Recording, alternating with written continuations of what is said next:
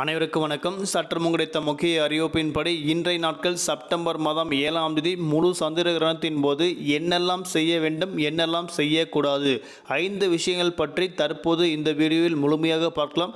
எந்த கிரகணத்தின் போது என்னெல்லாம் மாற்றங்கள் ஏற்பட உள்ளது, என்னெல்லாம் ராசி பலன்கள் என்பது பற்றி தற்போது பார்க்கலாம். வீடியோ ஸ்கிப் பண்ணாமல் கடைசி வரைக்கும் பாருங்க.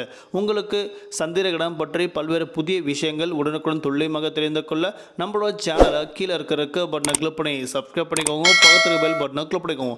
இந்த வீடியோ உங்களுக்கு பிடிச்சிருந்தா லைக் பண்ணுங்க. இப்போ வாங்க வீடியோக்குள் போகலாம். சந்திரகிரகணம் ஏன் ஏற்படுகிறது என்பது பற்றி முதலில் பார்ப்போம். பூமி சூரியனை சுற்றியும் சந்திரன் பூமி சுற்றி வரும்போது சில நேரங்களில் சூரியன் பூமி சந்திரன் ஒரே நேர்கோட்டில் வரும்போது சூரியன் ஒளி சந்திரனை நேரடியாக தாக்காது. கிரகணம் என்பது இயற்கையாக நடக்கும் ஒரு வானியல் மாற்றம் என்றாலும் இது அறிவியல் ரீதியாக மட்டுமின்றி ஆன்மீக ரீதியாகவும் மிகவும் முக்கியமானதாக கருதப்படுகிறது. இந்த ஆண்டில் கடைசி மற்றும் 2வது சந்திர கிரகணம் செப்டம்பர் மாதம் 7ஆம் தேதி இன்றைய நாட்கள் இரவு 9:57 மணியளவில் துவங்கி செப்டம்பர் மாதம் 8ஆம் தேதி அதிகாலையில் 1:37 மணியளவில் நிகழ உள்ளதாக அறிவிக்கப்பட்டனர். முழு சந்திர கிரகணமாக நிகழ உள்ளதால் இது வெறும் கண்களால் பார்க்க முடியும் எனவும் சொல்லப்படுகிறது. வழக்கமாக கிரகண நேரத்தில் அனைவரும் கோவில்களும் நடை சாத்தப்பட்டிருக்கும். இந்த சந்திர கிரகணத்தில் இரவு நேரத்திலேயே நிகழ்வதாக இருந்தாலும் தமிழகத்தில் உள்ள பல முக்கிய கோவில்கள் செப்டம்பர் மாதம் 7ஆம் தேதி அளவில் பகல் 1 மணிக்கு இருந்து கோவில்கள் நடை சாத்தப்பட்டு விடும் எனவும் கூறப்படுகிறது. மீண்டும் செப்டம்பர் மாதம் 8ஆம் தேதி அதிகாலை கிரகண சாந்தி பூஜை முடிந்த பிறகு வழக்கமாக பூஜைகளுக்கு பிறகு பக்தர்கள் அனைவரும் சாமி தரிசனம் செய்ய அனுமதிக்கப்படுவார்கள். பொதுவாக கிரகண நேரத்தில் என்ன செய்ய வேண்டும், எவற்றையெல்லாம் தவிர்க்க வேண்டும் என்பது பற்றி அனைவரும் தெரியும்.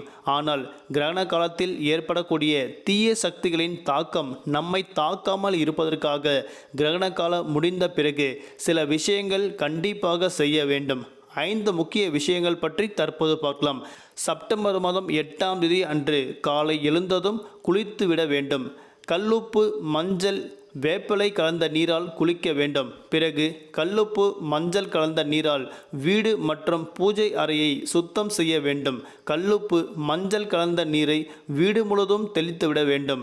வீட்டில் உள்ள சாமி படங்களை மஞ்சள் கலந்த நீரால் துடைத்த பிறகு வீட்டில் ஏதாவது தீர்த்தம் இருந்தால் பூஜை அறையில் தெளித்து விட வேண்டும். பூஜை அறையையும் வீட்டையும் புனிதமாக்க பிறகு வீட்டில் உள்ள தெய்வங்களுக்கு நெய்வேத்தியம் படைத்து விட வேண்டும். வீட்டில் சாமி சிலைகள் வேல் ஏதாவது வைத்திருந்தால் பால் அல்லது சந்தனம், மஞ்சள் நீர், தேன் ஆகியவற்றால் அபிஷேகம் செய்ய வேண்டும். சாமிக்கு படைத்த நெய்வேத்தியத்தை முதலில் மற்றவர்களுக்கு கொடுத்த பிறகு நாம் சாப்பிட வேண்டும். வீட்டில் உள்ள வாகனங்களையும் சுத்தமாக தண்ணீரால் சுத்தம் செய்த பிறகு எலுமிச்சை கட்டுவதால் கிரகணத்தில் ஏற்பட்ட அபரிமிதமான தீய சக்திகளின் பாதிப்பில் இருந்து நம்மால் தவிர்க்க முடியும். கிரகணத்திற்கு பிறகு தான தர்மங்கள் செய்வதையும் மிகவும் விசேஷமாக உள்ளது. அதிலும் பால், அரிசி, தானியங்கள் போன்றவற்றை தானம் செய்வது சிறப்பு. இல்லாவிட்டில் முடிந்த அளவிற்கு 2 பேருக்காவது அன்னதானம் செய்யலாம். அடுத்தபடியாக 5 ராசிக்காரர்கள் கண்டிப்பாக கவனமாக இருக்க வேண்டும் என அறிவிக்கப்பட்டனர். 5 ராசிக்காரர்கள் அதாவது கும்பம், துலாம், மிதுனம், கடகம், மீனம் என 5 ராசிக்காரர்களுக்கு பிரச்சனைக்குரிய காலகட்டமாக இருக்கும். இதனால் மன சஞ்சலங்கள் ஏற்படும். உங்களை சுற்றி இருப்பவர்கள் அழுத்துவது போன்ற இருக்கும். 40 நாட்களுக்கு இது போன்ற நிலைகளே உண்டாகும்.